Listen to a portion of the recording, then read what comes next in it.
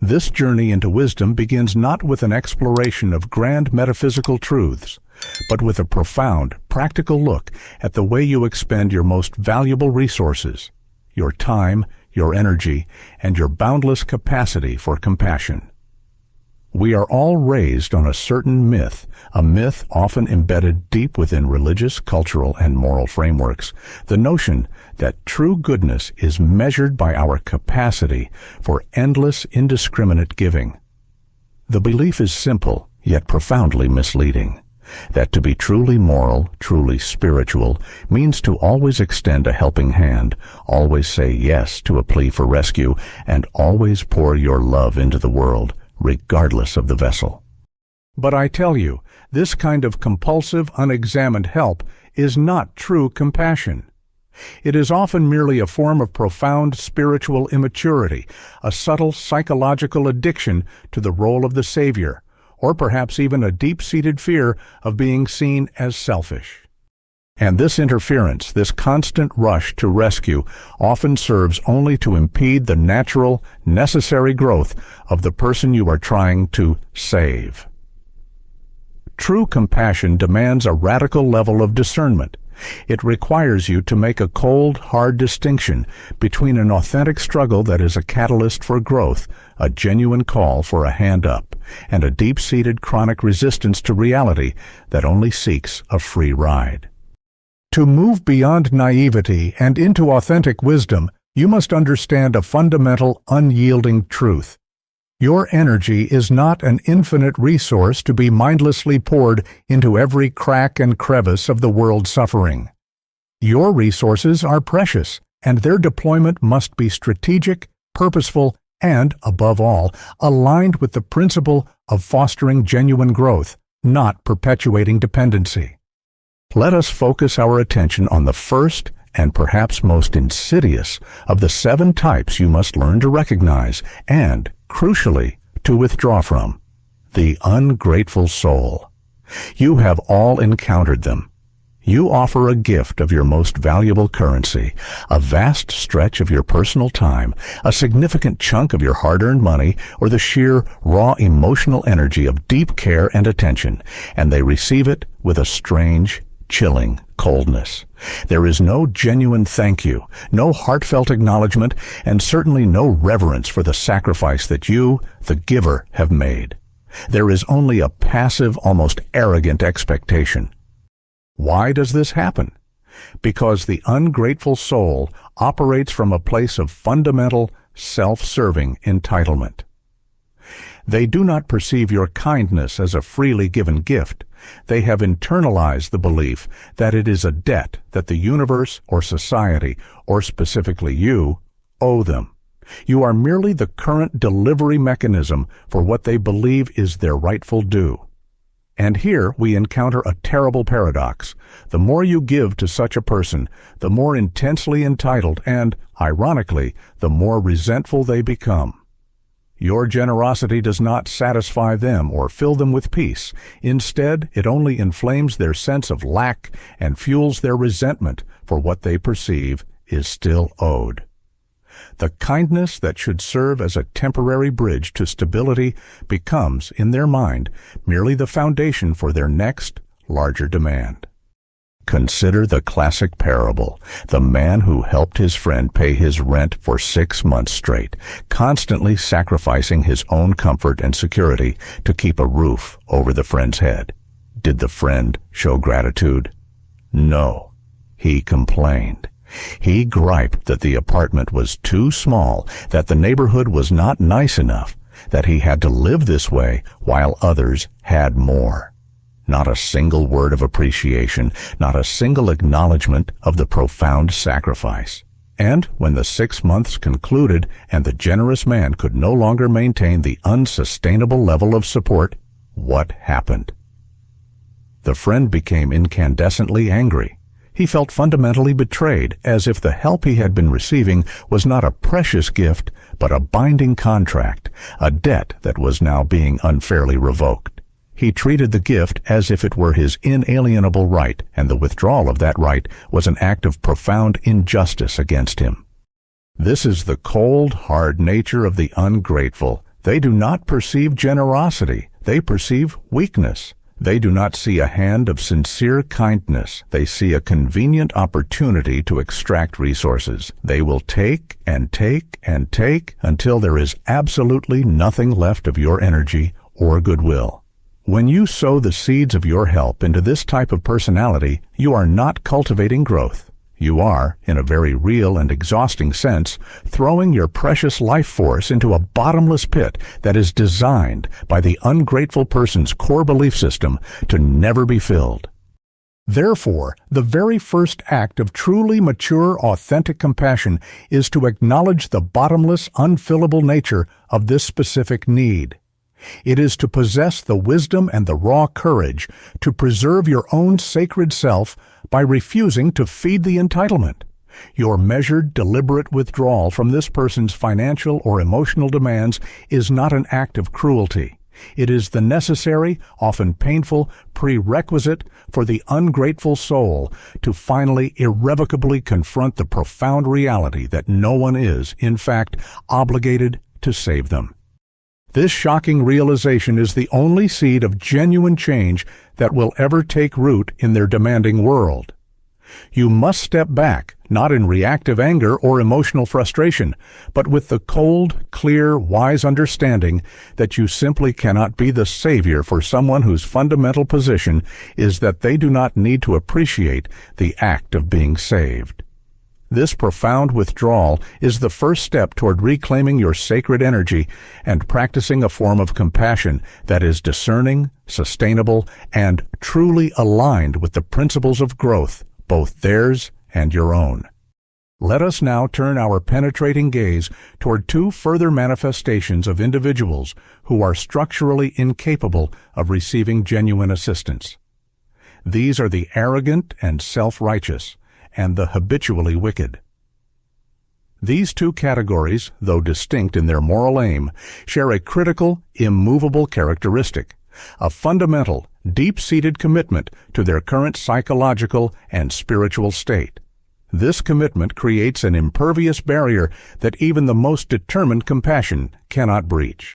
The arrogant person is an individual encased in psychological armor, forged from fear and an acute scarcity of self-worth. They do not come to you seeking help, enlightenment, or even guidance. They arrive seeking one thing and one thing only: validation. They are not looking for genuine wisdom. They are demanding that you, the interlocutor, confirm the fragile, elevated view they already desperately hold about themselves. Dare to offer a perspective that genuinely challenges their cherished narrative. Dare to suggest that they might not possess the totality of the answers, and they will not simply reject your advice. They will reject you entirely, often with immediate and dismissive hostility. The core of their suffering is not a lack of knowledge or a deficiency in intellect. It is, rather, an excess of pride. Their entire meticulously constructed identity is built upon the shifting sands of always being right. For them, to admit ignorance, to acknowledge a simple human need for help, would be to cause the entire psychological edifice of their self-concept to immediately and catastrophically shatter. And this cannot be allowed. Pride, in this pathological sense, is a cunning disguise.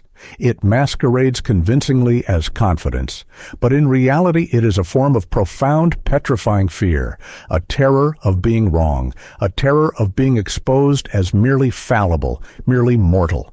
They will double down. They will argue with a fierce, irrational intensity. They will defend their most obvious flaws, not because they genuinely believe they are right, but because they are paralyzed by the looming threat of the crumbling that would inevitably follow the slightest admission of error. You must, therefore, accept this profound limitation. You cannot and should not attempt to help a person who does not believe they need it. The ancient wise teachers, from the Buddha to the figures of the New Testament, instinctively understood this principle. They did not chase the self-appointed righteous. They did not beg them to listen or plead for their attention. They simply spoke the truth that needed to be spoken, planted the necessary seed, and then moved on because they understood that you cannot force profound, transformative wisdom upon someone who has a pathological, psychological commitment to their own foolishness. The arrogant individual must, by the very laws of reality and consequence, be allowed to fall. They must experience the bitter, unrelenting consequence of their own pride. They must be allowed to hit the ground hard enough that they are finally forced to look up, to finally realize that the narrow ceiling of their personal knowledge is most certainly not the roof of the boundless universe. Only in that subsequent moment of true soul-deep humility, that utterly broken moment of recognition, can genuine life-altering help ever be effectively received. You do not save the arrogant. You, with cold, necessary wisdom, allow their arrogance to become their singular, essential teacher. Now, we shift our focus to the third, most morally challenging type, the habitually wicked. We live in a contemporary world that, due to its deep-seated discomfort with moral judgment, often prefers to use softer, euphemistic language. We say they are troubled, or misunderstood, or suffering from past trauma. But there is a clear, cold, ethical distinction that must be made. The difference between a person who makes a genuine mistake, which all humans do, and a person who has consciously made wickedness their defined way of life. The habitually wicked person lies, they cheat, they manipulate, and they harm others not as an unfortunate accident or a regrettable lapse, but as a deliberate central design, and they do so with a notable absence of remorse. When their actions are confronted, they do not offer repentance or contrition. They simply justify. They are not confused. They have simply and profoundly chosen their path. When you offer your energy and resources to the habitually wicked, you are not practicing any form of authentic compassion. You are, in a very real moral sense, becoming an accomplice. You enable their destructive patterns, providing them with the necessary resources, be they financial, emotional cover, or social validation, that they will inevitably deploy, not to change or to heal, but to drive themselves deeper and more profoundly into their darkness. Every enduring wisdom tradition across all cultures and throughout all time, from the Taoist master to the Judeo-Christian ethic, warns with extreme clarity against supporting those who deliberately perpetuate evil. This warning is not issued out of a lack of feeling or compassion. It is born from a profound recognition of a fundamental danger. The wicked person does not, at their core, want to be saved. They want, quite simply, to be empowered to continue their self-serving schemes. If you willingly step into the role of covering for their egregious lies or continuously cleaning up their self-made messes, you are not engaging in an act of assistance. You are, by all spiritual reckoning, entering into a problematic partnership with the darkness they have embraced. Your paramount role as a spiritually conscious being is not to be a vehicle for another's deliberate malice. You must, therefore, protect your own soul and your energy by definitively withdrawing from the unrepentant path of those who have consciously chosen habitual wickedness as their fundamental method of interacting with the world. Your refusal is not a failure of character. It is a supreme act of necessary moral wisdom. We now pivot our focus toward two other great and often exhausting consumers of misplaced goodwill, the incurably foolish and the master manipulator. While one is driven by obstinacy and the other by cunning, both types relentlessly draw the compassionate person into an endless, sterile loop of crisis and rescue, effectively trapping the giver and preventing their own necessary evolution. The foolish person is not defined by any inherent lack of general intelligence or even formal education. They are defined, rather, by an immovable, profound refusal to learn. They are the quintessential individuals who make the exact same mistake over and over again. They deliberately ignore sound, tested advice. They vehemently reject the hard-won wisdom that has been generously offered by those who have walked the path before them. They are the ones who, metaphorically speaking, touch the hot stove repeatedly. And then, With a strange and genuine air of surprise, they wonder why their hand is burned, why they find themselves in the same predicament yet again. The essential, simple distinction between a truly wise person and a fool is this: the wise person learns from bitter experience. The fool, with tragic consistency, does not. What makes the fool so psychologically difficult to abandon is that they almost invariably come to you in a state of profound manufactured distress. They are in a genuine acute crisis. They are desperate, often appearing utterly lost. And your naturally compassionate human heart instinctively reaches out with the impulse to rescue them, to pull them from the emotional wreckage they have created. But if you were to look closely, with cold, wise detachment, at their long-term history, you would immediately discern a clear, undeniable pattern. This particular crisis is not their first. It is not their second or their third. They have found themselves in this exact self-generated situation multiple times before. And crucially, each time, someone, a partner, a family member, a well-meaning friend, or perhaps you, has intervened, has offered rescue, and each time they have immediately, and with stubborn predictability, returned to the exact same self-defeating behavior that generated the initial trouble. The fool in this scenario is like a person who is frantically drowning in the ocean, yet when you throw them the life preserver, they refuse to grab it.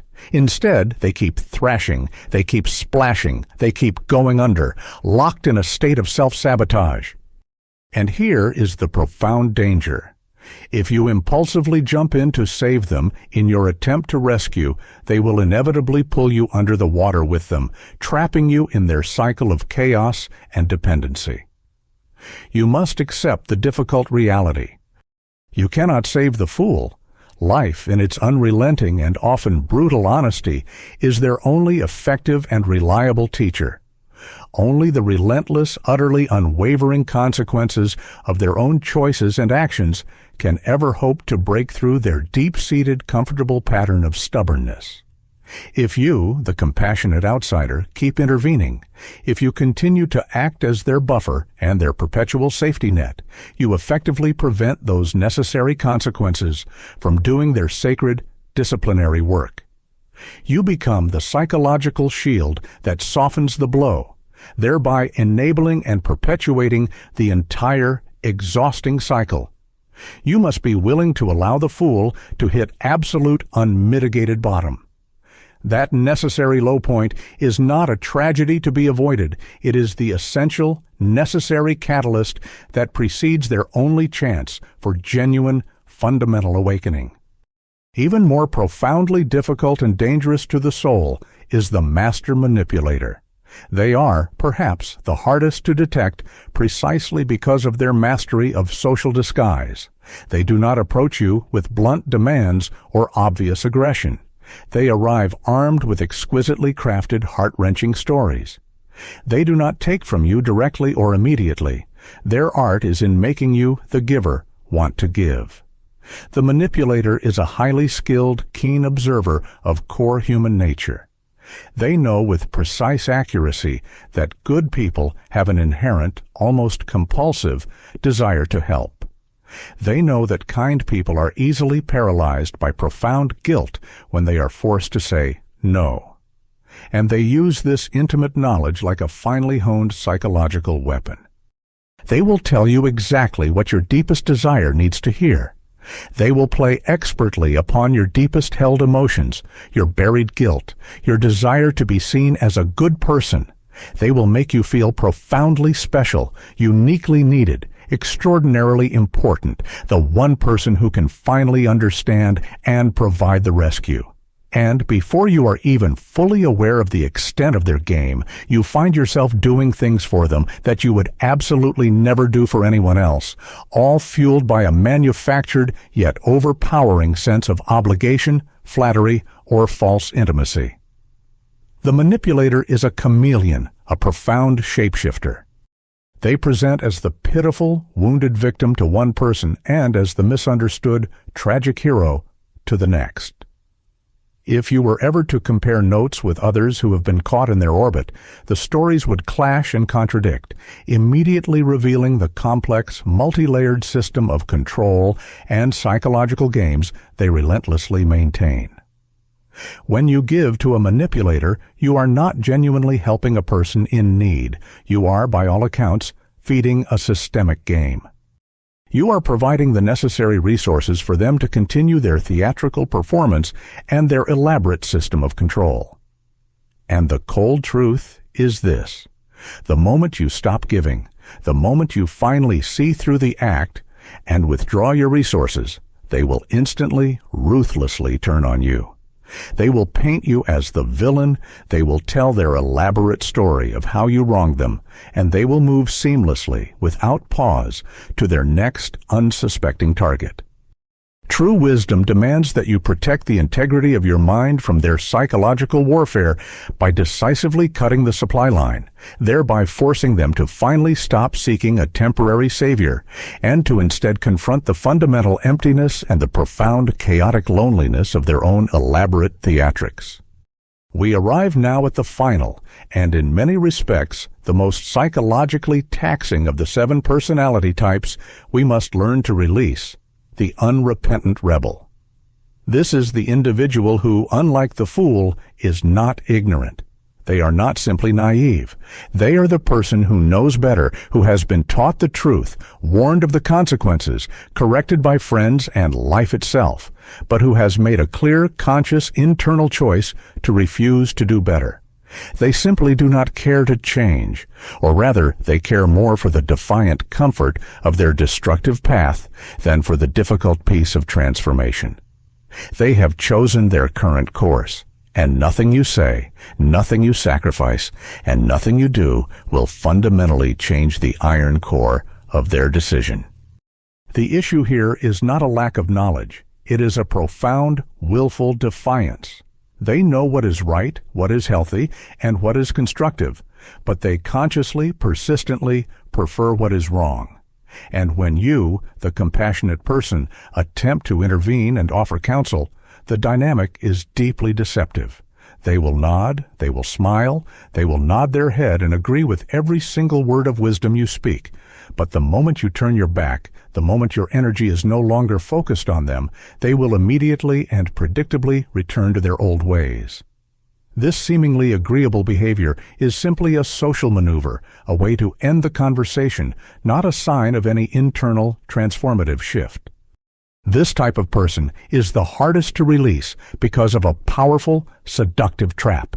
You can clearly see their potential.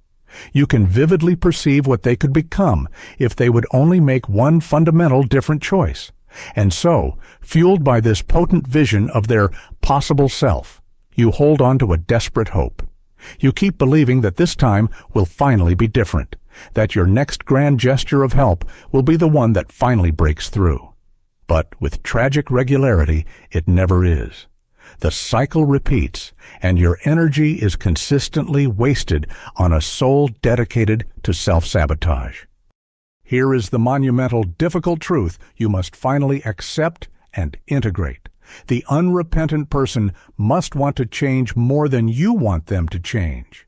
You cannot, with all the love and will in the world, want their healing more than they themselves want it.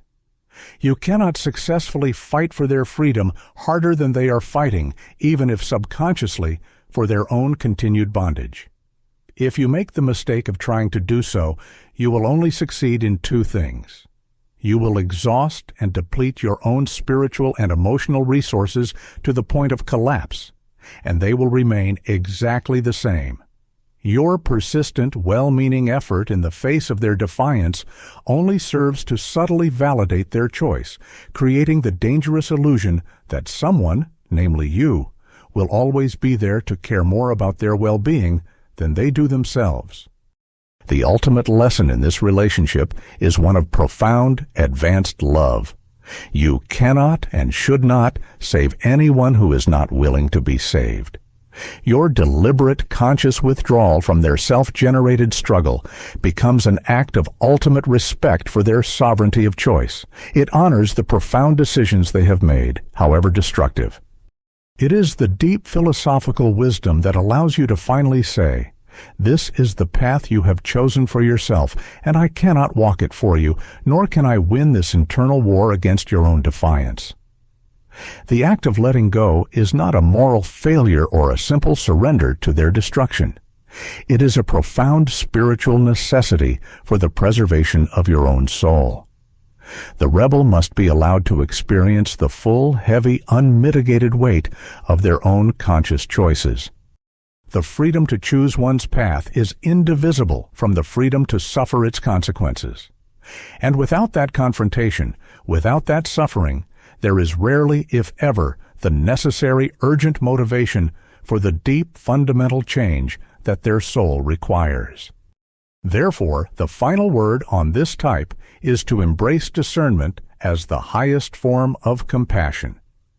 Do not make the common error of confusing unconditional love, which is a boundless spiritual state of acceptance, with unconditional assistance, which is, in practice, a destructive recipe for codependency and the chronic draining of your life force.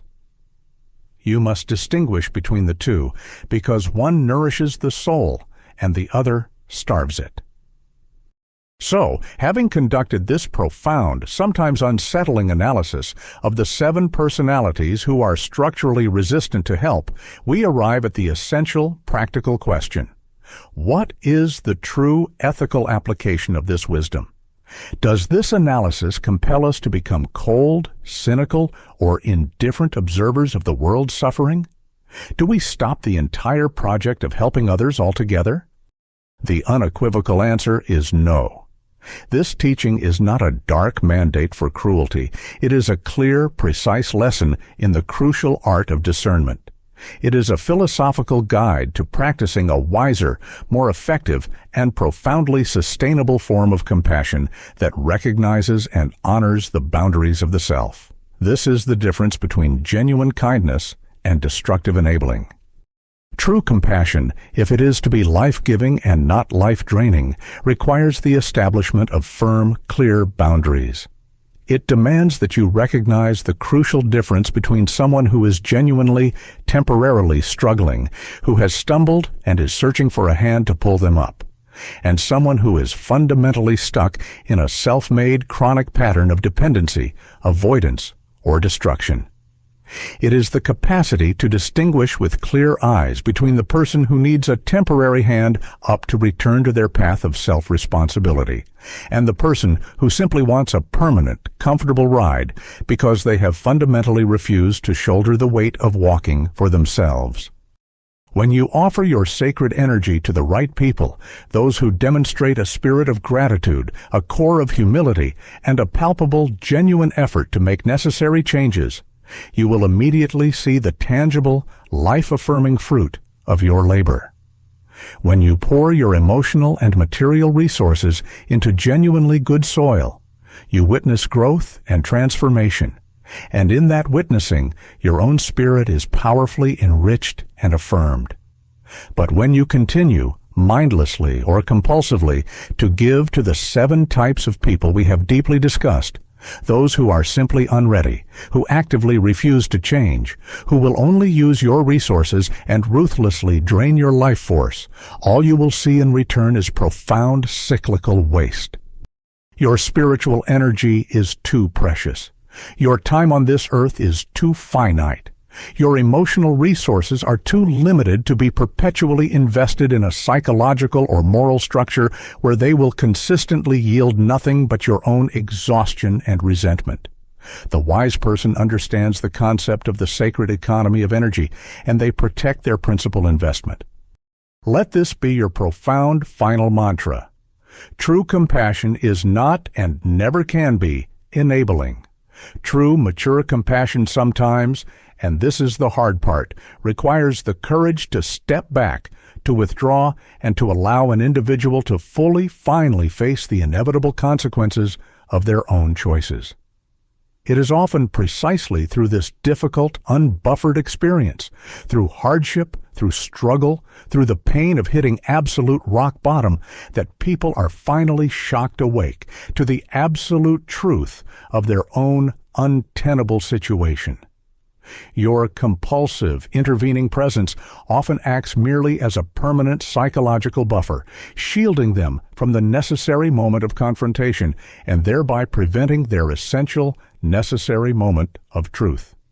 Therefore, you must ask yourself today, with a quiet, unflinching honesty, looking past your own ego's need to be the hero.